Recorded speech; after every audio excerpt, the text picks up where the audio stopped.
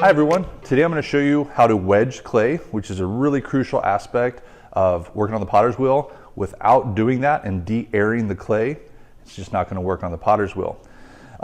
It's not going to be the most fun thing you've ever done, and it's going to be kind of tricky. It might even be sort of like riding a bike. Some people will pick it up right away and have no trouble, and it'll be very fluid in their process. Other people, it's going to feel very awkward and you might struggle with it for a little bit. But without the wedging, nothing fun happens on the potter's wheel. So what we're going to do is we're going to start with a lump of clay. I have 4 pounds here. That seems to be a pretty manageable amount for young adults. It fits to our hands pretty well. Wedging a ½ pound ball of clay is going to be very difficult for me with bigger hands. And as you can imagine, wedging a 10-pound ball of clay is going to be difficult for almost any beginner. So I start with about a 4-pound ball of clay. If you're making bowls, I urge you to probably start with about 2 pounds. So I've got enough clay here for 2 bowls.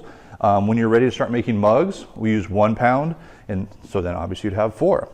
So I've got my scale here, and I can weigh that out to 4 pounds. Now what I'm going to do is I'm going to shape this into sort of an egg or a goofy looking football shape.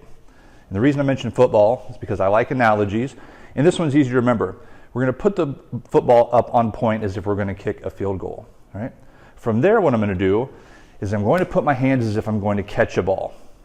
And putting them on here, I'm simply going to lean my weight forward, squish it down a little bit, and I'm going to rock my thumbs over, making my hands spread out like it's a bird, right?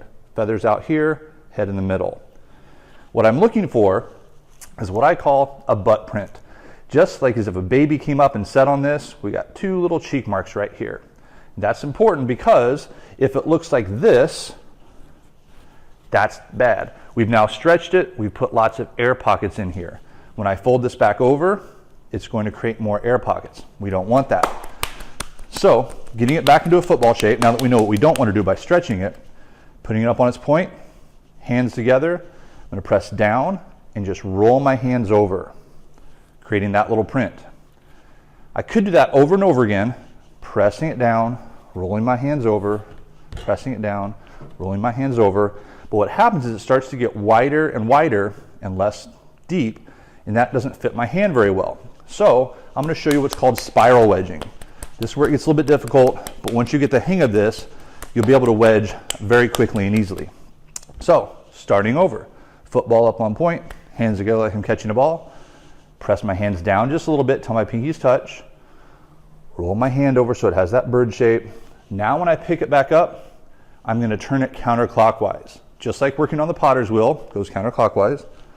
Put my hands on top again, press down and rock over. Pick it back up, that little baby butt print gets turned to the right, press down and rock over. Back up, turn, down and rock over. Over and over and over again. How many times? Looking probably about 50. Bad news is then we have to do it on the other side. Press down, rock over. Pick it up, press down, rock over. As you get better at this, here's what it will look like. Pressing down and rocking over, twisting it on the way up, press down and rock over, twist, down, rock over, twist. And this is called spiral wedging. And you'll see the reason for that. It's because when I twist this every time, clay is now going into a spiral. It looks sort of like a hurricane, twisting around like that. That's allowing me to, every press, pushing on a different part of the clay. When I wedge now, I move much quicker like this.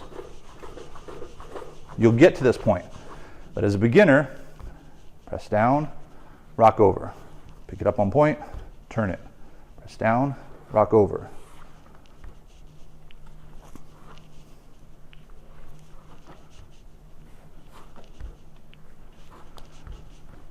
"50 times, flip it over, 50 times. You're going to feel like you just did a whole bunch of push-ups, especially as you start working with a bigger ball of clay. But this is going to take all the air out of your clay so that when you're ready to throw on the wheel, you're not going to have the struggles of your clay not wanting to center because it has a small little air pocket in it. Now that I've made my ball, it's 4 pounds. I need it to be 2 pounds. So I need to separate them into halves, correct? But I don't want to tear it. If I tear it and put finger groove marks in there, I now have air pockets, all little pieces like that. So instead, after you've wedged this, and it looks just like you want it to, you want to use a wire to then cut your piece of clay in half. It's going to make a nice, smooth, even cut. It's not going to have those little air pockets in there. And now you're going to have your 2 pieces of clay ready to go for working on the wheel. Have lots of fun.